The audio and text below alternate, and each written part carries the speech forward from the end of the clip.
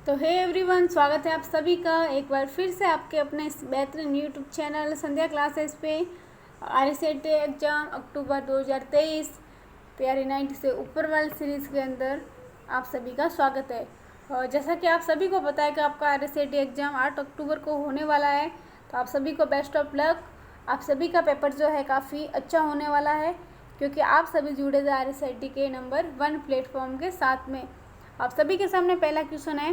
यहाँ पे आपको पूछा गया है कि MS एक्सेल में निम्न में से कौन सा चार्ट जो है बिंदुओं को जोड़कर रुझानों की एक श्रृंखला चित्रित करता है।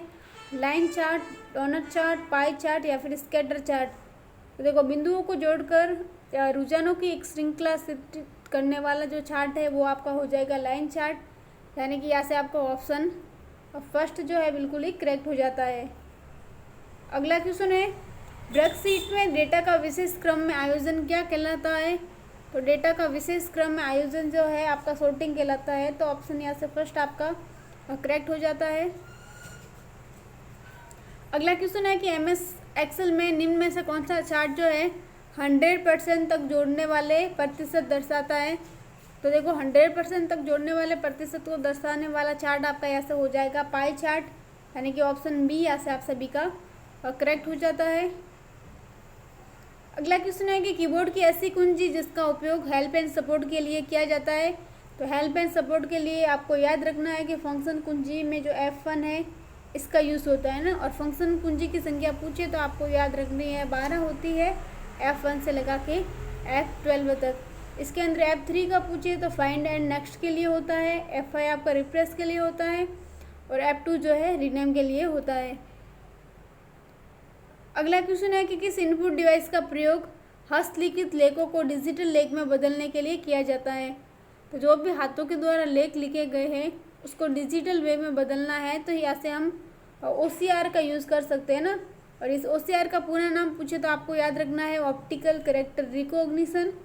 इसके अलावा MICR का पूछे मैग्नेटिक इंक कैरेक्टर रिकॉग्निशन होता है, और इसका यूज़ जो है बैंकिंग सेक्टर में चेक कार्ड को पढ़ने के लिए किया जाता है। बार कोड का पूछा आपको तो आपको याद रखना है BCR का है ना, बार कोड रीडर। और इसका यूज़ जो है किसी प्रोडक्ट से संबंधित जानकारी लेनी है तो हम कर सकते हैं। और OMR का पूछे तो ऑप्टिकल मार्क रीडर। इसका यूज़ जो है बहुविकल्पीय प्रश्नों या फिर पेन या पेंसिल के द्वारा निशान किए जाते हैं, या फिर आपकी OMR सीट होती है ना उसको जांचने के लिए इसका इस्तेमाल किया जाता है। तो यहाँ से आपका ऑप्शन बी करेक्ट हो जाता है। अगला है कि किस इनपुट डिवाइस का उपयोग जो है डिजिटल स्केच बनाने के लिए किया जाता है। तो डिजिटल स्केच बनाने के लिए आप ग्राफिक्स टैबलेट का यूज़ कर सकते हो।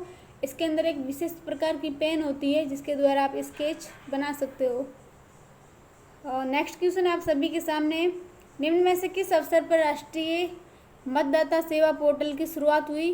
तो राष्ट्रीय मतदाता सेवा पोर्टल की शुरुआत जो है राष्ट्रीय मतदाता दिवस के दिन हुई थी।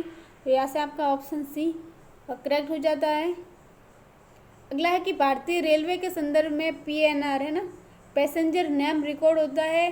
अगर हिंदी में नाम आए तो आपको मिलेगा यात्री का नाम रिकॉर्ड। तो यहाँ से आपका ऑप्शन फर्स्ट यानी करेक्ट हो जाता है, यात्री का नाम रिकॉर्ड। अगला है कि यूज़र अकाउंट कितने प्रकार के होते हैं। तो विंडोज़ 10 के अंदर यूज़र अकाउंट आपके 2 टाइप्स के होते हैं। फर्स्ट आपका होगा स्टैंडर्ड और सेकंड आपका होता है एडमिनिस्ट्रेटर।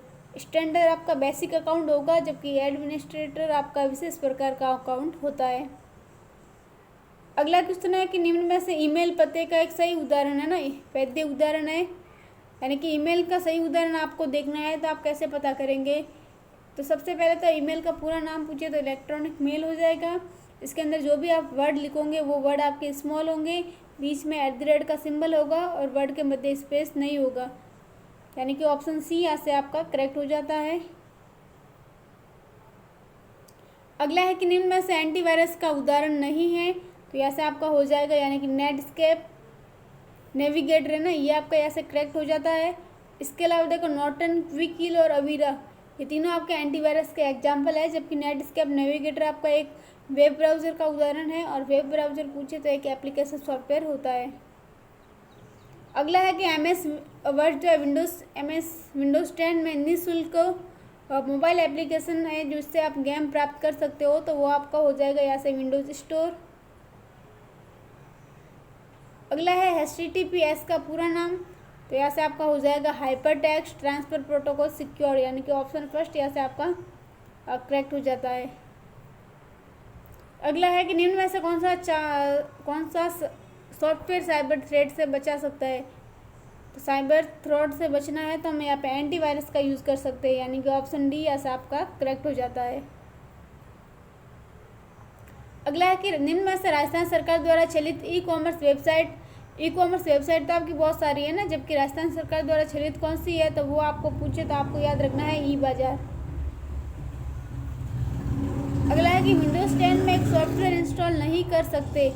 तो देखो इंटरनेट से तो हम कर सकते हैं, विंडोज स्टोर से कर सकते हैं, CD या फिर DVD या फाइल पेन ड्राइव से कर सकते हैं, जबकि हम वर्ड फाइल का उपयोग करके नहीं कर सकते। तो ऐसा हमारा ऑप्शन डी करेक्ट हो जाता है।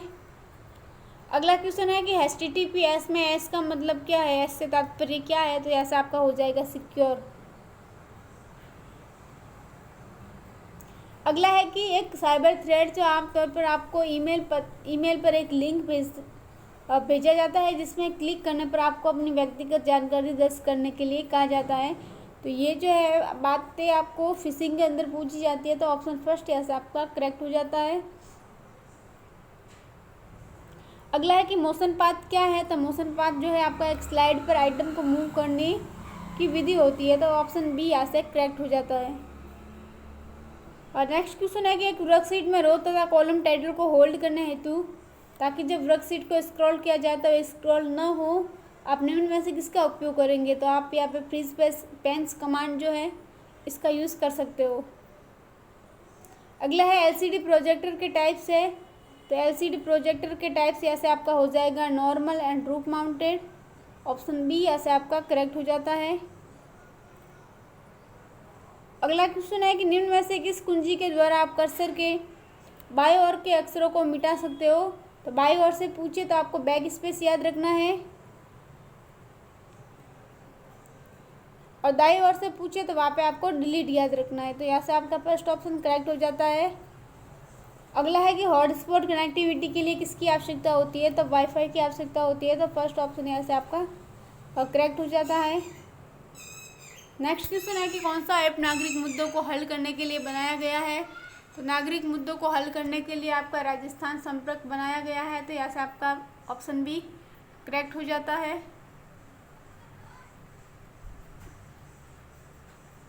अगला क्वेश्चन है कि आयुष्मान भारत महात्मा गांधी स्वास्थ्य जो बीमा योजना के संदर्भ में कौन सा कथन असत्य है।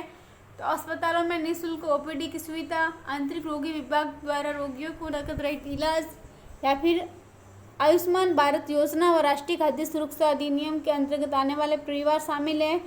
1.10 करोड़ से भी अधिक नागरिकों को सरकारी व निजी अस्पतालों में निःशुल्क इलाज। तो यहाँ से आपका ऑप्शन ए जो है गलत हो जाता है ना, OPD की सुविधा नहीं है, वहाँ पे आपको नाम मिलेगा IPD। तो यहाँ से आपका ऑप्शन फर्स्ट जो है करेक्ट हो जाता है। अगला है कि कंप्यूटर के साथ संयोजन में कौन सा प्रिंटर टोनर का यूज़ करता है। तो वो आपका हो जाएगा लेज़र प्रिंटर। थर्मल का पूछे तो गर्म धातुओं का यूज़ करता है। निम्न में से कौन सा एप्लीकेशन सॉफ्टवेयर नहीं है। देखो VLCD media player, adobe reader और फोटोशॉप, ये तीनों आपके होते हैं, जबकि आपको ऑप्शन दिया हुआ है ना विंडोज़ XP, ये आपका सिस्टम सॉफ्टवेयर या फिर इसको ऑपरेटिंग सिस्टम बोल सकते हो। तो यहाँ से आपका फर्स्ट ऑप्शन बिल्कुल ही करेक्ट हो जाता है। अगला है कि ऑनलाइन शॉपिंग वेबसाइट कौन सी है। तो यहाँ से आपकी सभी हो जाएंगी, यानी कि देखो स्नैपडील होती है, अमेजन होती है और जबोंग होती है ना। तो ऑप्शन डी यहाँ से आप सभी का करेक्ट हो जाता है। अगला है कि निम्न में से किसके द्वारा एक नागरिक राजस्थान संपर्क पर शिकायत दर्ज कर सकता है। तो देखो आप टोल फ्री नंबर होते हैं 181, इसके द्वारा कर सकते हो, राजस्थान संपर्क पोर्टल के द्वारा कर सकते हो, और राजस्थान संपर्क मोबाइल एप्लीकेशन है, यानी कि इन सभी का यूज़ करके आप कर सकते हो। अगला है कि स्पाईवेयर हटाने और उसमें रक्षा करने के लिए किसका डिज़ाइन किया गया है ना। तो यहाँ से आप विंडोज़ डिफेंडर का यूज़ कर सकते हैं। निम्न में से कौन सा संग्रहण युक्ति नहीं है। देखो हार्ड डिस्क, CDRW, और फ्लॉपी डिस्क, ये तीनों आपकी होती है, जबकि CPU जो है आपका संग्रहण युक्ति नहीं है, तो यहाँ से आपका ऑप्शन सी करेक्ट हो जाता है। अगला है कि MS वर्ड 2010 में डिफ़ॉल्ट व्यू होता है, तो डिफ़ॉल्ट व्यू आपका प्रिंट लेआउट होता है, तो ऑप्शन फर्स्ट यहाँ से करेक्ट हो जाएगा। नेक्स्ट क्वेश्चन है कि माइक्रोसॉफ्ट आउटलुक 2010 में आमतौर पर इस्तेमाल किया जाता है ना, किसके लिए इस्तेमाल किया जाता है, तो ये आपका ईमेल एप्लीकेशन के रूप में इस्तेमाल होता है, तो फर्स्ट ऑप्शन करेक्ट हो जाता है। अगला है कि कंप्यूटर को एक टीवी या फिर प्रोजेक्टर से जोड़ने के लिए आप किस केबल का उपयोग करेंगे, तो आप दोनों केबल का यूज़ कर सकते हैं, यानी कि VGA और HDMI, इन दोनों का यूज़ आप कर सकते हो, तो ऑप्शन सी यहाँ से आपका करेक्ट हो जाता है। आज की क्लास का अंतिम क्वेश्चन है, यहाँ पे आपको पूछा है कि हैकिंग और कंप्यूटर अपराध किस प्रकार की धारा है, सेक्शन 65, सेक्शन 66 या फिर सेक्शन 43 या फिर सेक्शन 67। तो कंप्यूटर और हैकिंग और कंप्यूटर अपराध जो है ये आपकी सेक्शन 66 हो जाएगी, यानी कि ऑप्शन बी यहाँ से आपका करेक्ट हो जाता है। अगर 65 पूछे तो आपको याद रखना है कंप्यूटर स्रोत कोड के साथ छेड़छाड़ करना, और इलेक्ट्रॉनिक अभिलेखों के साथ छेड़छाड़ आपकी 43 हो जाएगा, तो यहाँ से आपका ऑप्शन बी जो है करेक्ट हो जाता है। तो आज के लिए इतना ही, मिलते हैं नेक्स्ट सेशन में। तो आज की क्लास आपको अच्छी लगी है तो लाइक, कमेंट एंड शेयर करें। अगर आप चैनल पे पहली बार विजिट कर रहे हो तो चैनल को सब्सक्राइब करके अपने बेल आइकन को प्रेस कीजिएगा, ताकि अभी जितनी भी नई क्लासेस आने वाली है और सभी की नोटिफिकेशन सबसे पहले आप तक आए।